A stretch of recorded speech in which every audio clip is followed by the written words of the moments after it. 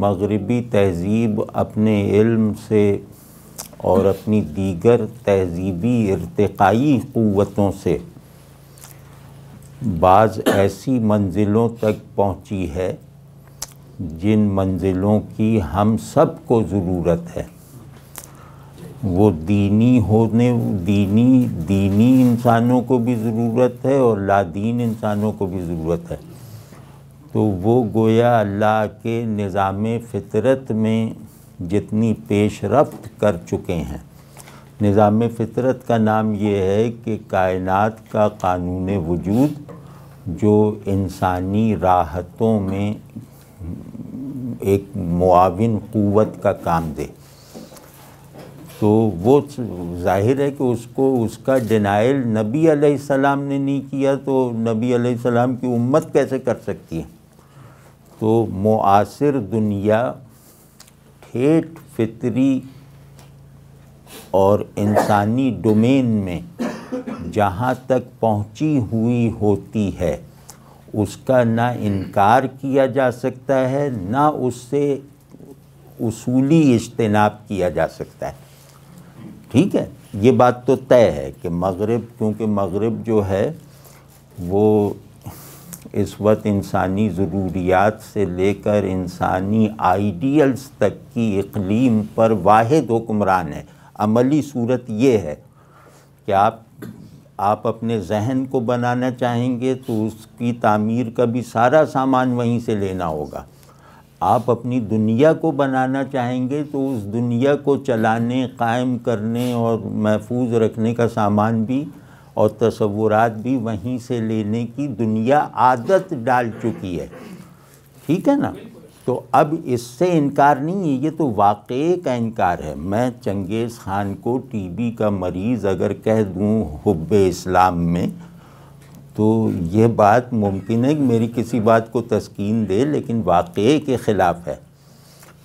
تو وہ ٹھیک ہے کہ انسانیت کی گاڑی اسٹیئرنگ پہ کوئی بھی بیٹھا ہو، وہ جہاں تک پہنچ چکی ہے ہم وہاں تک پہنچنے سے انکار کر کے اس بس سے نکلنے کا شور نہیں مچا سکتے۔ یہ غیر انسانی بھی ہوگا اور غیر اسلامی بھی ہوگا۔ اب دوسری بات یہ ہے کہ مغرب نے ہمیں بلا شبہ بہت بڑی بڑی منزلوں تک پہنچا دیا ہے اور ان پر اپنا حق ملکیت جتائے بغیر، مطلب یہ بہت بڑا کام کیا ہے کہ ان کی بیشتر چیزیں ایسی ہیں جو پیٹنٹ چیزوں کی طرح نہیں ہیں، اس پر کوئی انہوں نے اپنا کاپی رائٹ نہیں رکھا ہے، وہ انسان کے سپرد کر دی ہیں۔ تو یہ سب ہمیں ماننا بھی پڑے گا اور اس سب پر ہمیں احسان مند بھی ہونا پڑے گا۔ ٹھیک ہے نا؟ مطلب یہ اس میں کوئی، میرے خیال میں اس کے خلاف کوئی بھی رائے غیر دینی ہے۔ تو اب مسئلہ پیدا یہاں سے ہوتا ہے کہ انہوں نے ہمیں ایبٹ آباد پہنچا دیا، اس بس کی ڈرائیونگ سیٹ پہ وہ بیٹھے ہوئے ہیں۔ بس گویا کل انسانیت کو ورثے میں ملی ہے سفر کے لیے، لیکن ڈرائیونگ سیٹ پہ ہر زمانے میں کوئی ایک تہذیب ہوتی ہے۔ تو اب ایبٹ آباد پہنچ کر میں ڈرائیور کی مرضی سے آزاد ہوں۔ اب ایبٹ آباد پہنچ کر ہوٹل کا پتہ میں ڈرائیور سے نہیں پوچھوں گا، اب اپنے کھانے کا مینیو اس سے نہیں لوں گا۔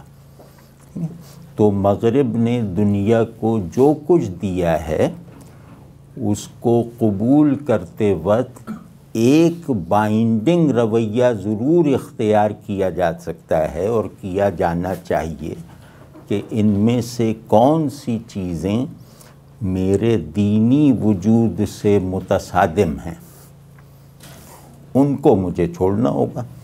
اور پھر مجھے انسانی تہذیب میں خدا کے انکار کی ضرورت کو مغرب نے ڈال دیا ہے۔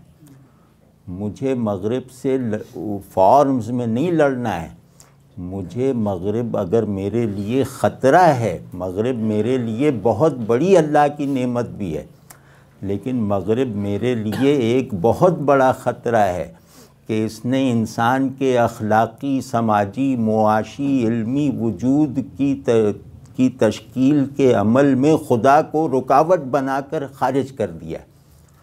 تو اب مجھے اس پورے پیراڈائم سے نکلنا ہے، اس سے لڑنے کی ضرورت پڑی تو لڑنا ہے، اور وہ پیراڈائم، اس پیراڈائم کا احیاء کرنا ہے کہ نہیں، خدا کو سینٹر میں رکھے بغیر، خدا کو زندگی کی ساری حرکت میں کا مرکز اور منتہا بنائے بغیر انسان اپنے اخلاقی، تہذیبی اور کسی طرح کے یونیورسل مطالبات پورے نہیں کر سکتا۔ ہم یہ جواب دینے میں ناکام ہیں، یہ جواب فی الحال ہمارے حافظے ہی تک محدود ہے، لیکن یہ جواب ایسا ہے کہ ویسٹ جس لاجک پر خدا کو باہر نکال رہا ہے، اس لاجک میں اس سوال کی اپریسیشن چھپی ہوئی ہے، اگر یہ سوال بندوق سے نہ کیا جائے، ایک علمی انداز سے کیا جائے اور ایک اخلاقی مظاہرے کے ساتھ کیا جائے۔ تو ویسٹ سے لڑنے، اگر ویسٹ سے ہمیں کہیں اختلاف ہے اور بہت اصولی اختلاف ہے، تو اس اصولی اختلاف میں ہمارا ہتھیار ان کی ایجاد کی ہوئی گن نہیں ہے، ہمارا ہتھیار ہمارا نتیجہ خیز علم اور ہمارا وہ اخلاق جو ہماری معاشرت کو تعمیر کر کے دکھا چکا ہو۔ ہم اس میں ناکام ہیں، ہم اس کا اعتراف کرتے ہیں، لیکن کیونکہ بات ہو رہی کہ ہم کہیں سے راستہ تو ڈھونڈیں نا، تو ہمارے خیال میں اپنے تصور علم پر علمی ترقی کرنا، اپنے تصور خیر پر با اخلاق بننا، فرد اور معاشرے دونوں سطحوں پر، یہ ہماری سب سے بڑی ضرورت ہے، اور اس سے ہمیں مغرب روک نہیں رہا ہے۔ یہ ہم بغیر کسی خوف کے کر سکتے ہیں، لیکن ہماری ایک بری عادت پڑی ہوئی ہے کہ ہم علم کو نتیجہ خیز ایفیکٹو بنانے کی جد و جہد سے 200-400 سال پہلے دستبردار ہو چکے ہیں۔ ہم اخلاق کے معاشرتی ماڈلز کو دینی فریضہ بنائے رکھنے کے تصور سے عاری ہو چکے ہیں۔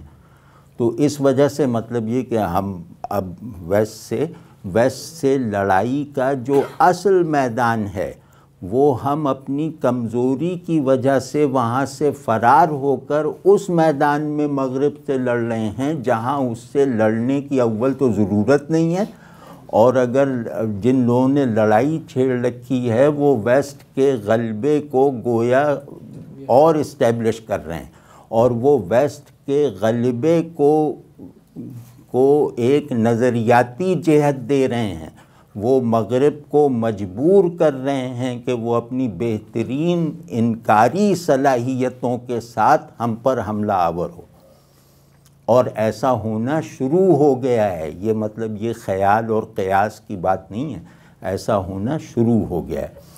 تو اب مشکل مطلب یہ کہ خدا مرکز علم، خدا مرکز اخلاق، یہ چاہے اپنی فارمز میں ویسٹ کی فارمز آف نالج اور ویسٹ کی موریلٹی کے نزدیک ہے یا دور ہے، اس سے بالکل بے نیاز ہو کر ہمیں یہ دو چیزیں پیدا کرنی ہیں، ورنہ ویسٹ کا ہر غلبہ اب ہمارے لیے آفت کا سبب بنے گا، راحت کا نہیں۔ ویسٹ نے آرڈر آف تھنگس میں سے خدا کو نکال کر کامیابیاں حاصل کی ہیں۔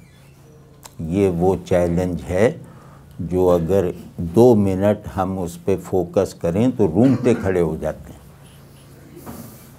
اب اس وقت آپ سمجھیں دنیا آزمائش کے اصول پر بنی ہے، اس وقت سب سے بڑی آزمائش یہ ہے کہ ہم خدا کو اس کی جگہ بحال کر کے دکھائیں، علم میں، اخلاق میں، دنیا کے علم میں۔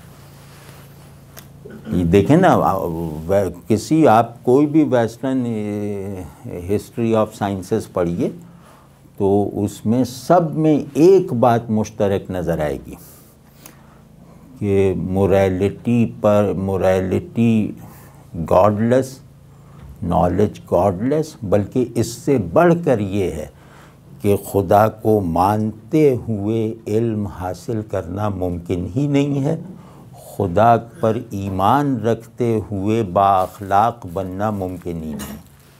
ہم کہتے ہیں کہ انسان ایک اخلاقی وجود ہے، لیکن اس نے اپنا رخ غلط کر لیا خدا کی طرف منہ کر کے۔ یعنی اخلاقیات پر مذہب سے بڑا ظلم کبھی نہیں ہوا۔ یہ جملہ ہے وہ کسی، اب میں نام بھول رہا ہوں، لیکن یہ کسی بڑے آدمی کا 20ویں صدی کے شروع میں، اور ویسٹ نے اس جملے کو عملی شکل دے کر دکھا دیا کہ وہ کون سے اخلاقی آئیڈیلز ہیں جن کے لیے خدا کو ماننا ضروری ہے۔ اس سوال کو فیس کرو اور اس کا کامیاب جواب دے کر دکھاؤ۔